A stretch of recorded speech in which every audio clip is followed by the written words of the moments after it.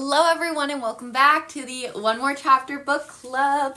Tonight we are going to be talking all about the Let Them Theory by Mel Robbins, which I'm really excited about. There's so many ways that we can talk about this, and I'm so excited to hear about everyone's takes on this book as well. So let's give us all a few minutes to join. Welcome, Belle. Hello. I'm so excited. Yes. I like to just give us a few moments. This is going to be a really interesting discussion tonight. I'm interested to hear about everyone's personal experience with this. Hey, Kat! My reading sprint crew. I love it. How are you?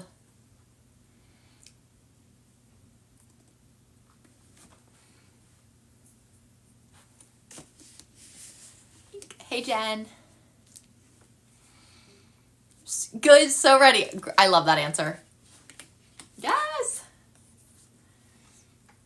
I cannot wait. Oh, this was such an... Hey, Bethany.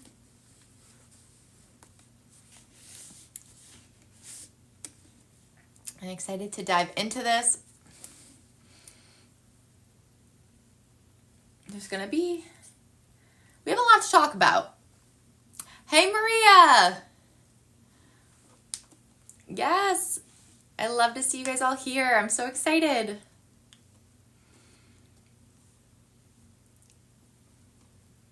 Hey, Miriam.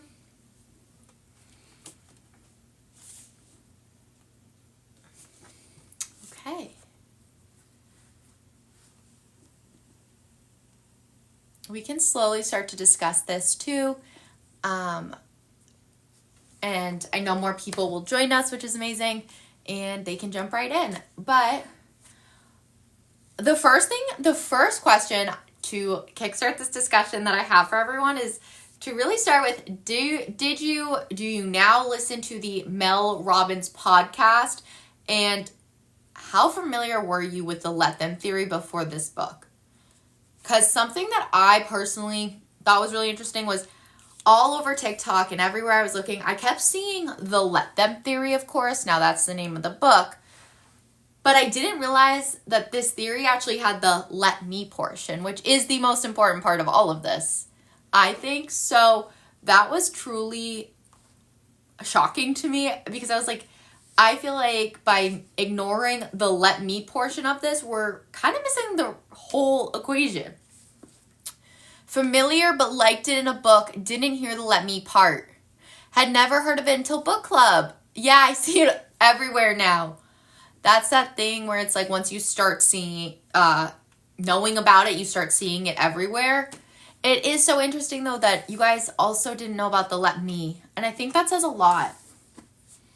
But as we are talking tonight, we'll say the let them theory. But I want us to all know that we are referring to the let them and let me part. It's just a little bit of a tongue twister. So let them will also equal let me. And I wanted to start with, I know I asked you guys to come in ready to answer 2 different prompts. So let's dive in. Let's start with one of the 2 prompts that I asked you guys to come with. And that was, what was your biggest aha moment from the Let Them Theory? Now, for me, part of it was the let me portion of it. Let me decide how to respond. I thought that it was this really interesting concept to it. And the fact that the Let Them Theory is all about freedom. Yes, let me. Exactly. This is such a huge part because it's like she said on page 50, the more you let other people live their lives, the better your life gets. And that was one of my biggest aha moments, was this idea of, I thought it's this idea of when you let people just be themselves and you stop hounding them, like, you know, the prom scene, that was like, so I could like picture that happening when she's like, why aren't you guys, like, why don't you make a reservation before you go? Why don't you bring the boutonniere corsage. Like, it's fine. It's embarrassing. No, do not do that. And she was just kept hounding, and it wasn't getting anywhere. And so when she's saying the better your life gets, better is an interesting word to use there, but I feel like it makes your life feel a little lighter. And that was one big aha moment for me, was okay, so I'm gonna let them be unprepared. They don't want to take my advice. That's fine. I can't keep hounding them because I'm worrying more about it than they are. And Belle said, I loved that from a parent's perspective. Yes. I can only imagine as a parent how hard that must be to want to just keep hounding and hounding and hounding until it's like in their brain. But at some point, that let me has to come in. Kat said, mine was when she talks about your brain on stress. Stress causes you to doubt yourself. That is a big aha moment. What page, do we remember what page that was on by chance? And because I think I know, I just want to make sure we're referring to the same portion. 59, okay. Such a good portion.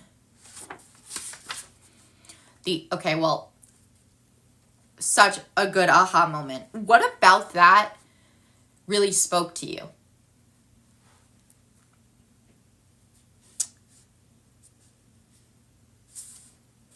Stress is a much bigger problem in your life than you realize. That's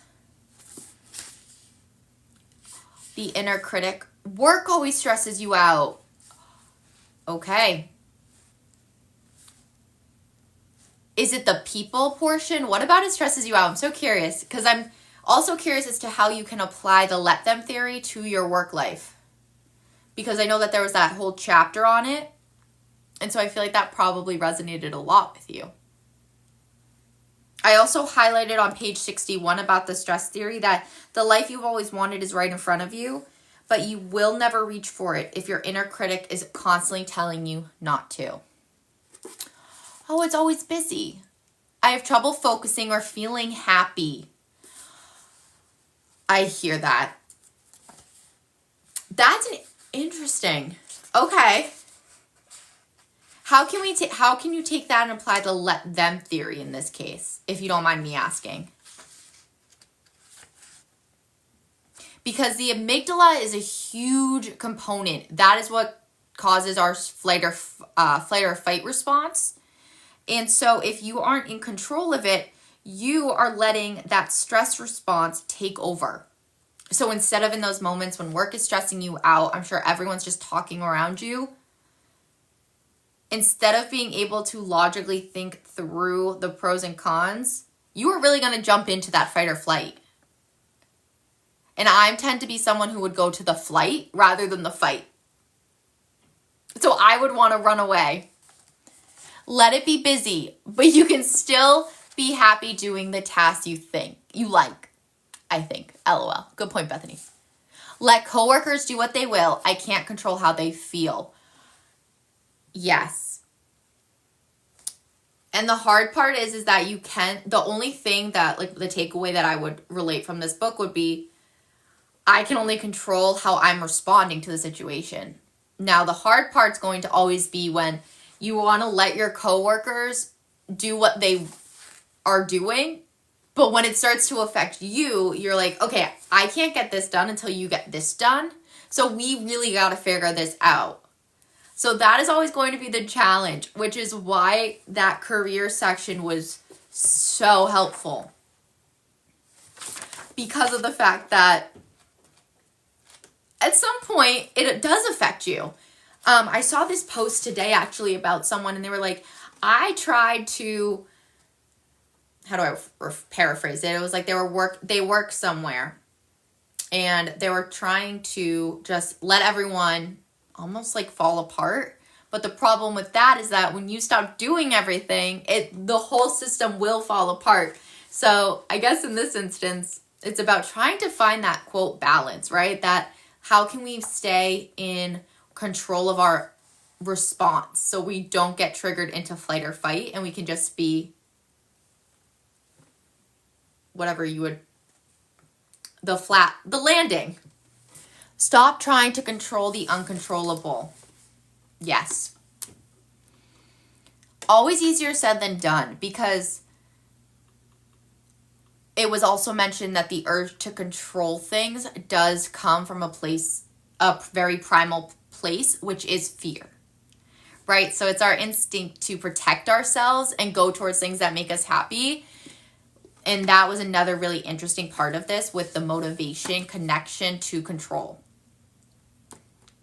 So somehow we have to figure out a way to balance that feeling of wanting to control everything, because in reality, we don't have as much control as we want to think we do. Bethany said, I liked how it felt like it tackled different life stages. Yes. What is the one stage that everyone thinks that they could apply this for to themselves most, or would be the most helpful?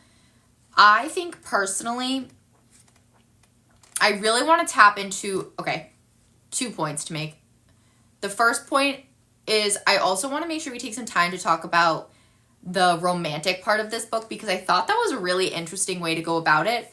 But in terms of on our own personal lives, I thought that something was really interesting was about the guilt of it all.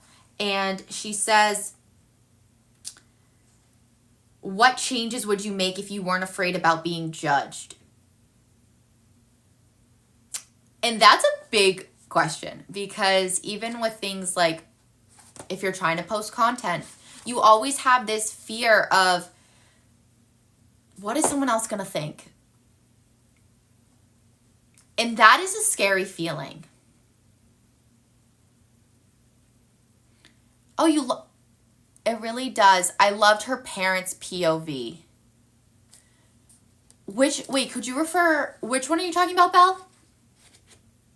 As like her view of being a parent, because that was fascinating.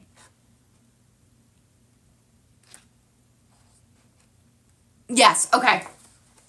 Yes, absolutely.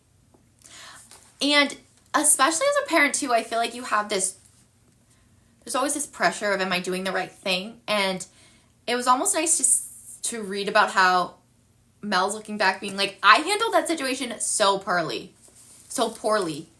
Alicia, we just finished reading the Let Them Theory. And focusing about how can I approach this situation. For instance, I thought the anxiety example that she gave was really interesting, because I'm picturing myself, and I get why she let her daughter sleep in her bed. Like, that would be anyone's initial reaction, right? And so for her to look back and be like, you know what, maybe I shouldn't have done that, is really interesting to me. I also was curious as to how you guys felt when you were reading that, because I don't know if anyone else was feeling that way, of like that balance of how do you look back and review that type of situation, be like, well, if I did it differently, X, Y, Z wouldn't have happened, but maybe what if it would have? You know, so that was another interesting thought that I had when reading this. I was like, well, we don't know that it wouldn't have happened. I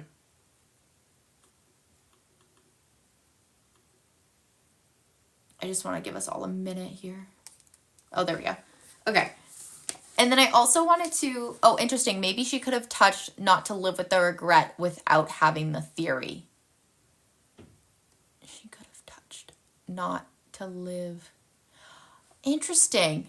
Yeah, that would be a good point. And Belle said, yes, I did, thinking I could have done things differently. And the hard part is how can, in this instance, I guess, was it a matter of the let them theory being applied in this case? Would that have changed the outcome? I think it's easier to look at hindsight in her example, especially when you're writing a book, right? Like, you want to approach it honestly and objectively. But it's your family. Like, it's hard to be objective, right? And for you, let them for your kids. That is a really big takeaway, Belle. That's a really hard takeaway, so I'm really proud of you for ready to tackle that. I'm curious if you find that it's like in a specific part of their life that you want to let them. Is it like we all want to control who people are with, when we're seeing them, how often? Are you coming over? Like, is there one part of their life that you feel like you need to just be like, let them?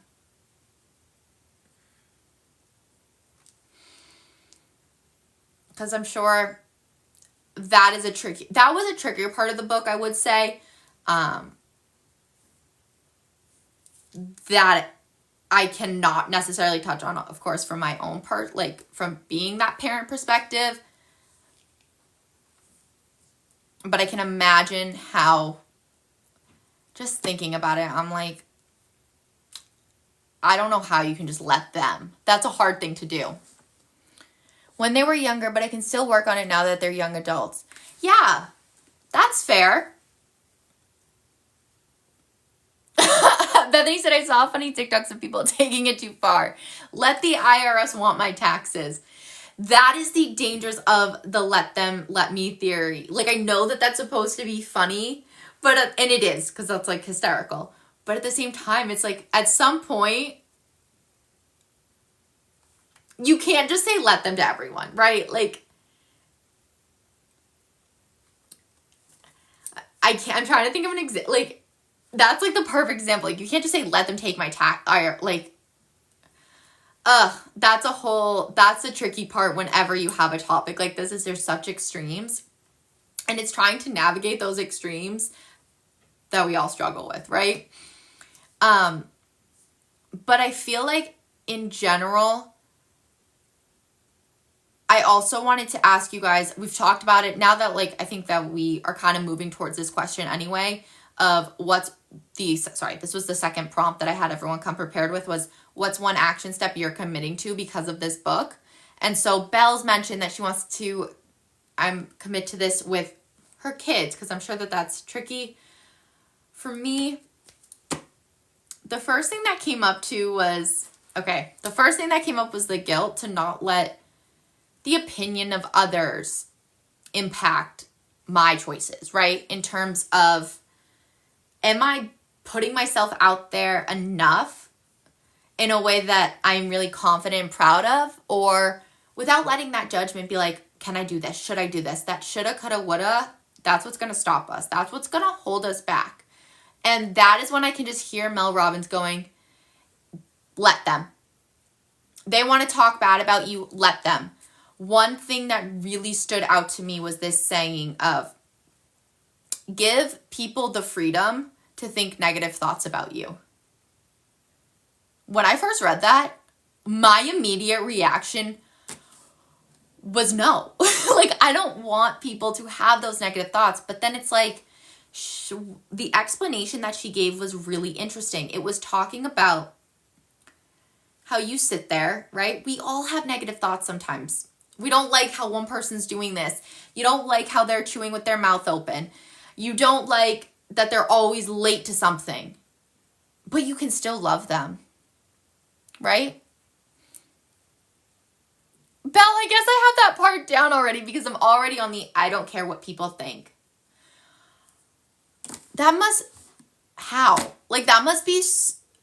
I love that. Part of mine is my old age. Okay, I love this though. No, that is amazing. Because at the end of the day, it doesn't matter. Like, that's the facts. It really doesn't matter what they're thinking because we're all going to think something. And that's a really big takeaway for me, is that we can't stop other people from thinking, right? That's impossible. So trying to moving through our days and being like, they might not like what I'm saying. They might not like how I'm saying it. But that's okay, because I know what I'm saying and how I'm trying to say it. And I think a lot of that also has to do with the intention behind it.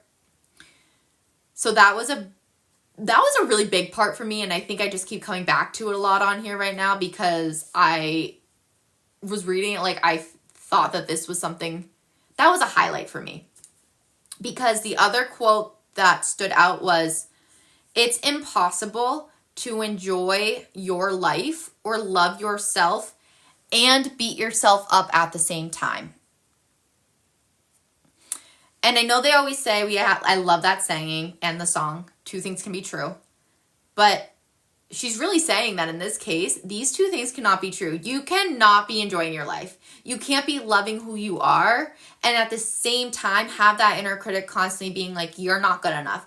You are too loud. You're too much. Like, back off. Why are you hounding your person so much? Like, these can't exist in tandem, and that's okay.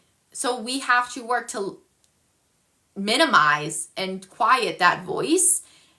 And at the end of the day, through that navigating with purpose, you are going to be confident with what you are bringing into the world every day. Hey, Christy.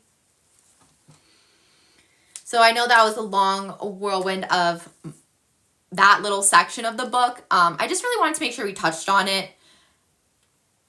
It's a balance. Caring, but not caring. Right. Because you do have to care. Right? Like, it's how we make our way through life. You don't want to be rude. No one wants, okay, I shouldn't say no one. Most of us don't want to be rude or seem selfish or be selfish. Like, I know everyone who's a part of this defined community, like, that is how we don't want to go through the day. So it's really important that that's addressed. Yes, that is also very true. That is very true. And so moving through it with that intention in mind, I liked when she talked about having a discussion with a loved one. I think it's the ABCs discussion. Yes, let's talk about the ABCs of it all. Let me pull that up too. The ABCs. What did you like specifically? Was there anything that stood out to you with that? While I open it up.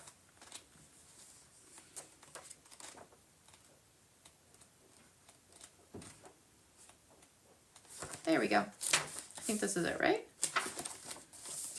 Bethany said, a very productive approach. Kat, everything. I always have a problem discussing anything serious. Okay. Oh, I never know what to say. Interesting. I think that's a really great takeaway too. Wow, I'm so happy to hear too that you guys like that this book really helped you. It's hard to know what to say. I do agree with that. I guess I always come back to the intention of it, is that if your intention is pure and good, at the end of the day, that's going to be what helps you. The whys. The whys. Yes, the 5 whys. I remember discussing that once in like a marketing class or something. Yes, the 5 whys. Why? And it gets you down to that root problem. And such a great approach in order to allow someone else to get to that conclusion on their own without you having to push it on them. The 5 whys. Yes. Why am I struggling? Why can't I find this? Yes, here we go. Okay. Yes. So the ABCs: apologize, then ask open-ended questions. Back off and observe their behavior. C, celebrate progress while you continue to model the change. Huge. That 5 whys, that's actually the biggest takeaway, and that I loved that activity. And what was really important too was like, you're not just asking them why, you're asking yourself. So grabbing your journal and being like, okay, the first, why is this bothering you? Why is it bothering you that your coworker keeps asking for your help? Because I know that they can do it. Like, there's different reasons I couldn't come up with. Why does this person's behavior bother me so much? Why does that bother you? Why does that bother you? And again until you get the answer. And that puts that challenge too on you, and that connects that back to the let me theory as well, which was really important takeaway. The hard part though is to give yourself permission to get to the root cause, even when you discover something ugly about yourself, because no one wants to admit that we don't naturally want to admit our faults, right? That's not fun. We want to put it on the other person. But in this case, it's allowing you to recognize the real problem, your real why, and address that with the person rather than what was the original one? You don't like that they're not taking their health seriously, right? Well, the real reason is that you love them and you're afraid of losing them. So such a good point, Kat. And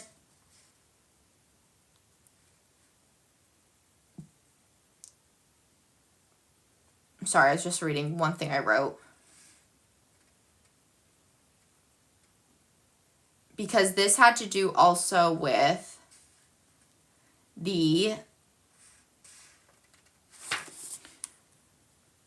actually connects back to how we kicked off this conversation actually, which is the more you let other people live their lives, the better your life gets. So that's really interesting. And then you have to go down, because then she connects the ABCs with the D and E portion, which is you have to see, okay, is this a deal breaker? And if the answer is yes, what do we do from here? And if the answer is no, then be quiet. Then stop complaining about it, right? Which is always easier said than done. And so a lot of this, it's going to be hard work, and it actually is a mindset shift as well as taking action. I also wanted to then ask you guys, I guess, did this book make you feel empowered, uncomfortable, relieved, or anything else? Because as I was reading this, I felt different types of ways as I was reading this, and a lot of that had to do with that connection piece of how I could apply it to my own life. And so, for instance, reading about the grocery store, I immediately felt attacked, because in the best and worst place. So, because I'm not gonna lie, I hate slow people if we are dilly-dallying in the grocery store, we can't do that. Just move along, keep going, put your items in there, take it out of the basket, help move the situation along. It inspired you. Yes. That's amazing. Did it inspire you in any other ways too? I guess I'm so curious. So Kat, we talked about career. Belle, with your children, how do you think you can take that and apply it? For instance, an example would be when I was reading this in the grocery store line, my initial thought was driving, because I cannot stand when you are on a highway and you're trying to get off an exit or something and all these other cars will go to the end of the line, try to cut off everyone else who's been waiting to get to the same spot. I can't stand those drivers. Can't do it. And I get angry in those moments because I'm like, we are all going at the same place. Why can't we just be a little patient and follow the rules of the road, right? But I can let them be the jerk. I can let them cut everyone off. It's not, at the end of the day, me getting upset only makes me anxious and makes me annoyed. So I can let them do that. But I have to let me not get so reactive from that. And then, Belle said with everything, it was people change when they are ready to change. I'm impatient too, so I understand. These people they're not ready. They don't even know it's a problem. And that's what drives me, that's my why. And there is such a sense of relief to saying, let them. It's this initial breath. And wait, Bethany said, agree, just reflecting more on my feelings from my days. Just breathing. LOL. The breathing portion is hard. And there is that sense of the relief right away when you say let them. Have you guys, since reading this, actually done it? Because I remember doing it once and I was like, oh, wow, I actually feel like I could breathe. Yes, it works. And it's, the funny part too is that it's not that crazy of a concept, right? It's all about human behavior and understanding the way that people are motivated. And that literal weight off your shoulder when you say, let them and let me. It's insane. You would think it's like a magic trick, to be honest. Yes, a literally relief. Yes. Okay.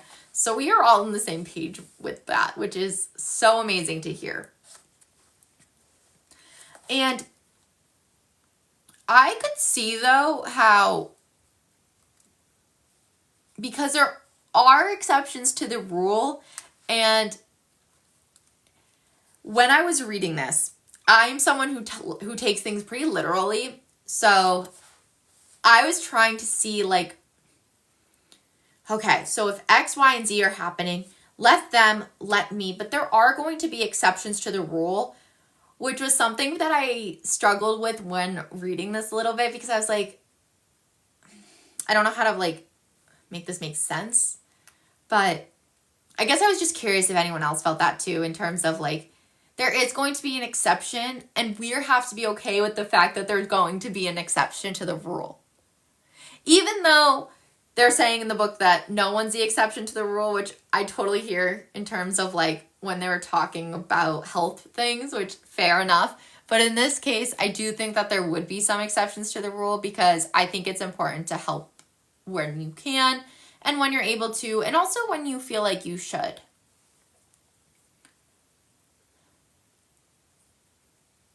And yes, that it's okay to have relationships and nothing is perfect, so you have to do things you don't like sometimes. Thank you. Yes, that summarizes what I was trying to put into words, is that, yes, sometimes you're going to have to do the...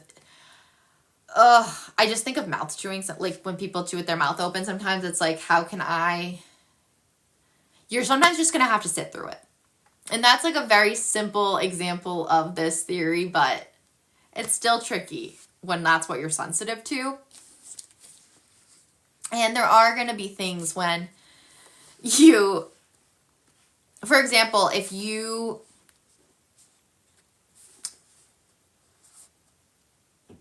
have to go, if you don't have to, but you, let's say your significant other has a friend group or anything like that, and you're like, they're not your friends, but you want to go hang out with them. You have to, like, almost put on, like, a little shield sometimes maybe and be like, let them do what they want and let me respond how I am.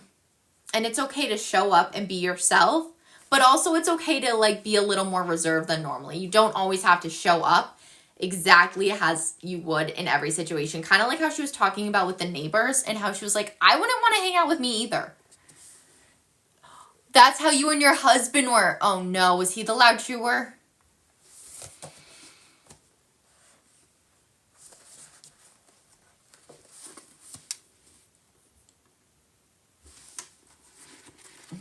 And I don't know if what I was saying is clear enough, but...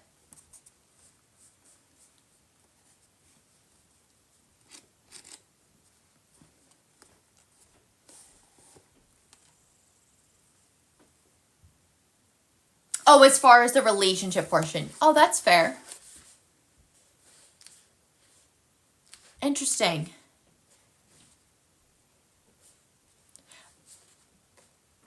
Because I was trying to think...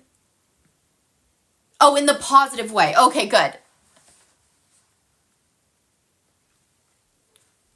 Interesting. I was listening to I don't remember what specific episode it was, but Mel was talking about how, on her podcast, she was talking about how she woke up one day during the pandemic and, like, apologized to her husband because she's like, I couldn't travel, I couldn't do anything. And she's like, I'm really hard to live with. And I thought that was a really thing to say and be able to admit, because when you're so used to traveling and on the go, it's like you're home, but like she's like, I'm a mess. She's like, I'm loud. And I mean, I think we can all get a pretty good understanding of Mel in like the best way in here. And she's just like, thank you for putting up with me. And I love that, because you have to always choose to be a team, right? And I think that was another big takeaway from the book, is that you can make any decision you want, but the hard decision is sometimes saying, let them. I know that they're doing their best. I know that she's going to leave a plate here and there. I know that this sink might not be clean. Yes, she says she has ADHD and her husband has learned to live with it. Nan just started reading the book. Welcome. It's an amazing read. You're going to learn a lot. And welcome to our discussion. We all have our faults, right? But it's learning to love each other and knowing. That's where actually a great segue into the relationship portion of this book. Because so many people, and whether you're dating, no matter where you're at, I just think this is a really interesting discussion, is that you can never change a person. And I've seen it so often when people are in their relationships and they think they're going to change. They love a project, but that's not setting you or your partner up for the most successful relationship possible, right? Is that you want to go into this and you want to accept each other the way you are. Now, of course, people are going to grow, and we all want everyone to grow in a positive way. But most of the time, I think it was like, 65% of them won't change, something like that. And so knowing that you can't change a person when you are going into a relationship, that was something that I was really glad that she included as well, because it's not said enough. And, oh, you already do love it. Wait, that's amazing. And when she's talking about her daughter, and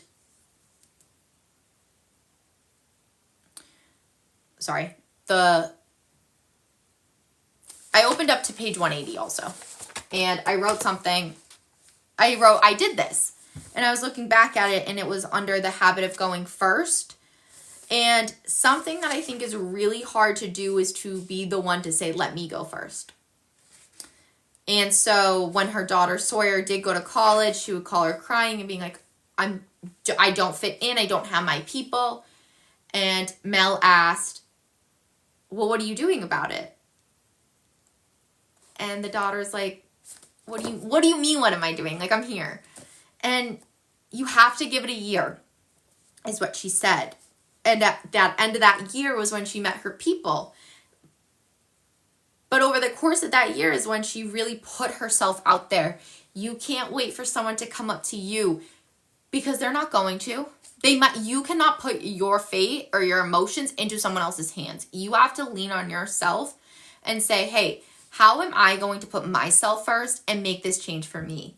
And something that stood out to me was really funny, because it was post the pandemic, and I wasn't in school anymore, and I was feeling a little like, I kind of felt like the way Sawyer did in a way.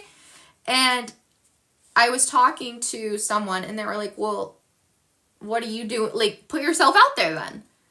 And I was like, I'm afraid, because that's so scary, right? But I needed that push to say, oh, I can do something about this, because I was ready to do something. And so I actually started going to a yoga class. And it's funny, because I think that was the example that she actually said in here. And I remember being so nervous.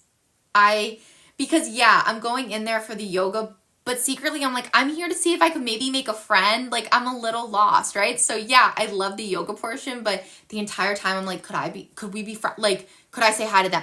How could I say hi to them?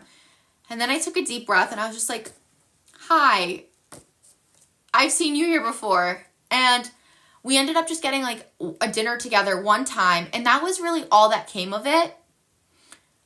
But what happened was that from that one thing, I felt like a shift in myself, being like, I introduced myself first. Other people want to do the same thing. We're all just afraid. We're all afraid of what someone else is thinking. So let me put myself first and just see how it goes.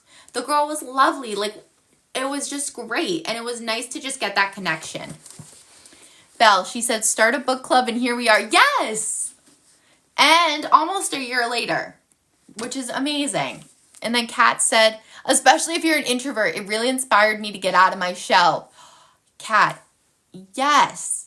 Again, I keep coming back to your word of the year because I remember that conversation so vividly, like really being confident and stepping out of your comfort zone. Like, you got this, and this is how you're going to do that. You're going to keep telling yourself, we're all in the same boat, because at the end of the day, we all want that connection. We all want someone else to be the one to go first. So why can't we? Why can't I be the one to say, hey, let's go get a cup of coffee. Let's start a book club. Because you can. And I thought that was a really amazing takeaway too from the book, is like, you have to love yourself first. And that was a really great full circle moment for her to bring the book back on that I actually wasn't expecting. Because it's not something I had connected with, like the dots. Because it's always about let them, let me, and like, yeah, it's all about how can I respond. But you need to have that relationship with yourself first. And I thought it was really funny when they were like, when she said after the breakup, they're always like, put yourself back out there. Go into the next one. She was like, hold on. You need to take some time for yourself first. And that was a great message. But I also thought that it was important to recognize that you need to take that time for yourself after, but don't give up, right? Like, still be open, still take the time that you need while knowing, hey, I'm ready to go back out there. Let's see where this takes me. And because sometimes with that, let's focus so much on ourselves, we forget to put it into work, to put it into play, right? Like, you can do all this introspective work, but at some point we need to see what's out there and see how can we put that intro to the extra, if that makes sense. And another thing that was really interesting to me that I wanted to talk about was how she talked about jealousy. Because this was a different way, and I'd seen it like once before on TikTok, and I honestly think it was probably a Mel Robbins clip, because once I announced this, my feed was filled with Mel Robbins. But she was talking about how to look at jealousy as like a motivator to see, hey, that's something I want. And so she was using it in terms of the real estate agent and creating her website and being able to, she was really angry with someone in her neighborhood who came out first with a website and social media. You loved that part. Okay. And that's good to hear. Because that was an interesting take on jealousy, and it's that you can be happy for them, but you're really just upset that you didn't do it first. It opens your eyes to a different perspective. Yes, inspiration rather than jealousy. And I think that's a hard thing to separate a lot of times, right? Is like, you almost, it's connects with that comparison. What was the different, I guess, have you guys experienced this? Have you felt like there's something that you were, quote, jealous of, and it turned out it was just because it was really what you want? In like a healthy way. I'm not talking about like a Kim K, like, you know what I mean? Even though if you were to take it on a smaller scale, like, we could do that, but if someone you work with, maybe they got a promotion, you were like, oh, I actually think I want to be, like, things like that. I think we all have. Interesting. Okay. I never thought of it, though, in terms of how she was talking about it, which was fascinating to me.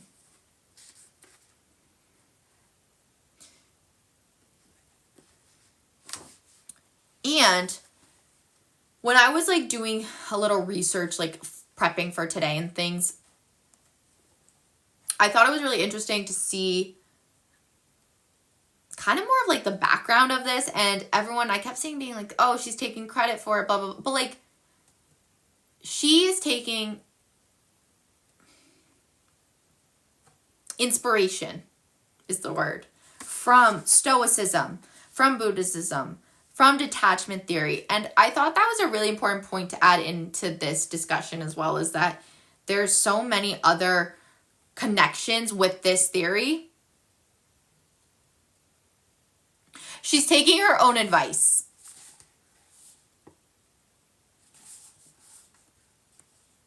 Mel is, let them think I copied. Yes. No, you're, oh my gosh. Yes. Let them think I copied. When like, she didn't. And it's also, I don't remember the exact page it was, but do you guys remember the, oh, it was, hold on. I highlighted it because I was like, I highlighted like every page, I feel like, at this point.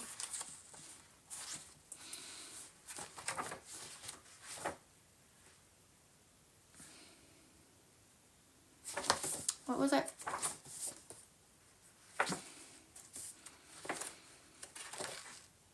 I hate when I start looking for something and then I just completely lose track of what I was looking for. But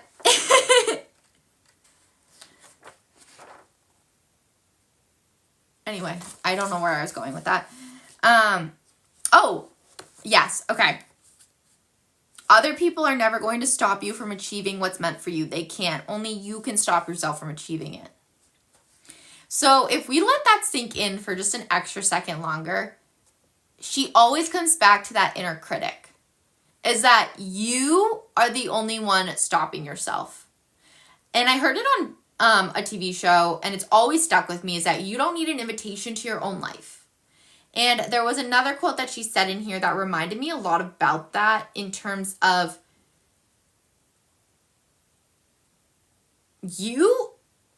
no one else is going to stop you from reaching your goals, right? The only person who's going to stop you is you. So if you keep saying, they're going to think I copied, they're going to think this, they're going to think that, okay, hold on.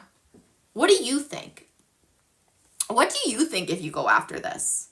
How can you pursue this goal in a way that makes you feel confident and excited? And I think it's that intention too that you always want to come back to.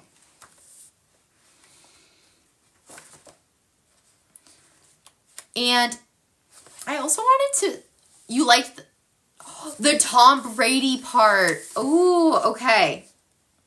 Yes.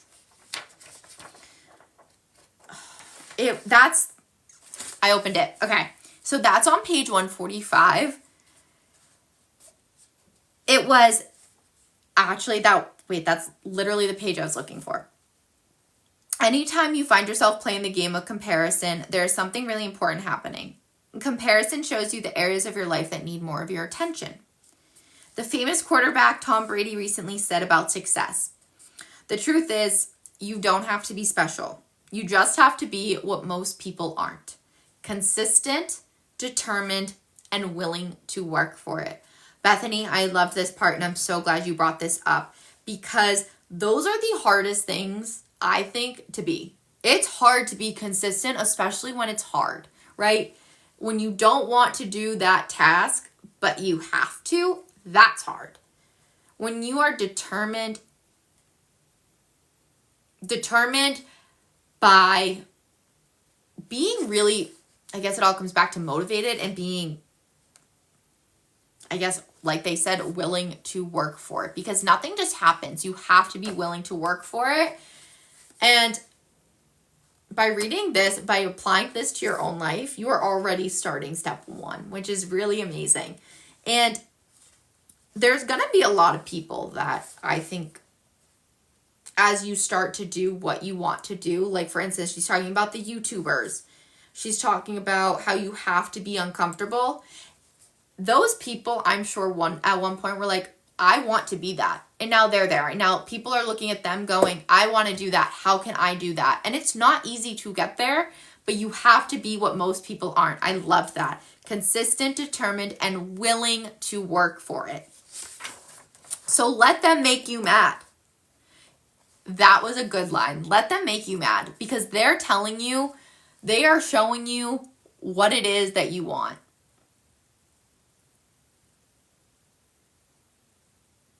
Yes. Okay. Also, weirdly enough, you brought me to the page that I remember that I was literally looking for that started this. And it was that let them show you exactly what you want and what you need to be willing to be doing to get there. And there's always that question of, can there be an original song, right? Because it's always like, there's always something somewhere else where someone said that one line. And I think that's a big topic too, that she has in between the lines of, she's kind of saying there's no real original idea. It's just, how can we do it better? How can we do it in a way for us? And I thought that was just a quick little point that I wanted to put out there, is to challenge yourself, is to say, you know what? How can I do this?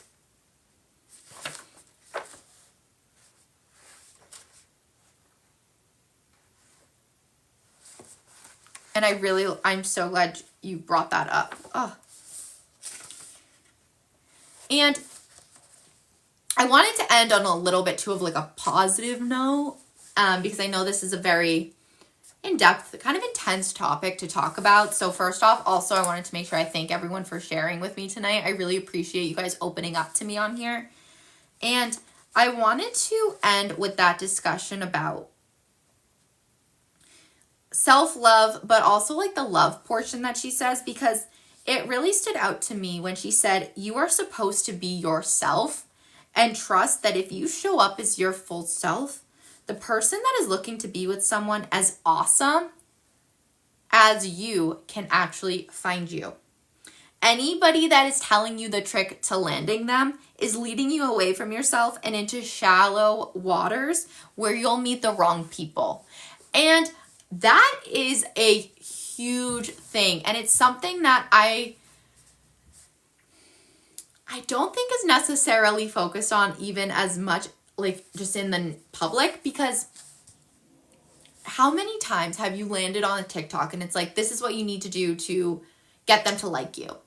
And it's like, well, if you are showing up as your full authentic self, you shouldn't have to really do anything. Like, yeah, you have to like sometimes put on a nicer outfit than you might normally wear around the house, but that's a completely different matter.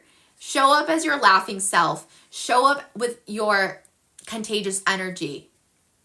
Show up as you, and you will attract the right people, and you'll weed out the wrong people. And that is such an important message that I was really happy that she touched on and that I marked off, because it was so important.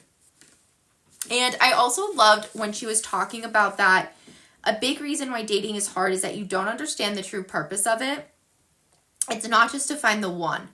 Dating helps you learn more about yourself and what you want and what you don't want.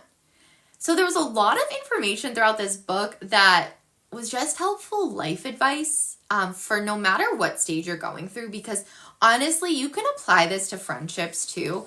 I know that specific one she puts in the love section, but you're going to find that you're going to have those friends that come and they go. Belle said, I guess y'all like the real me. I haven't been kicked off yet. We love the real you. I love it. And that's the important, like, I love that you guys are showing up as yourselves, and that is all we want here to find, is to build that authenticity and build this community where, sure, are we gonna say the wrong thing sometimes? Maybe, but that's okay, because we all know that everyone here has such a beautiful intention behind them. And I thought that was just a really important message to talk about, because she also says, the last thing I wanted to mention too was on page 253, she says, and that brings me to a fact. People's behavior tells you exactly how they feel about you. So I want you guys to know, as you're navigating every day, that to trust your intuition, and that you don't need to be, that people are going to show you who they are, and I want you to let them. And I think no matter where you're at with friendships, with romance, with just like life, is that you will meet people. You might like them, you might not. And that's okay, because you're going to find your people. And I want you guys to, let's all channel Sawyer whenever we're feeling that, is our right people will come into our lives no matter the season, no matter the reason. And that's what's important to take away too, is when this is happening, to come back to that let them, let me aspect and say, you know what? If they're not texting me back, let them. Do I want to text them and say, hey, I'm thinking about you? Let me. That's the important thing. And without having too much of an expectation going into it. Now, I know it's nice to get the text back, but trying to detach yourself from that outcome is going to be important.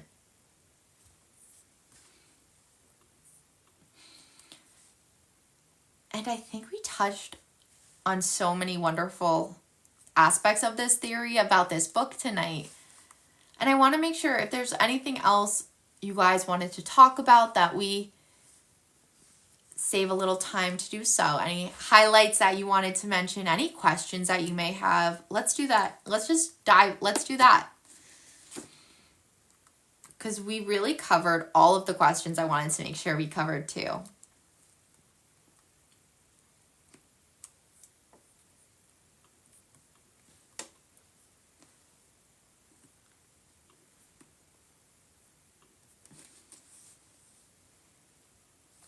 And it's okay if no one has. I know we covered a lot. I just want to make sure. Bethany said, I feel like we covered it all. Okay. I would have to agree. There was so much in here that I'm so glad we could touch on little pieces of all of it and bring it together in a whole. Thank you guys so much for joining the One More Chapter book club. I appreciate it so much. And I will be sharing. Amanda, I'm late. Vaguely came across a book. Do you have a physical copy to show? This is the Let Them Theory, yes, by Mel Robbins.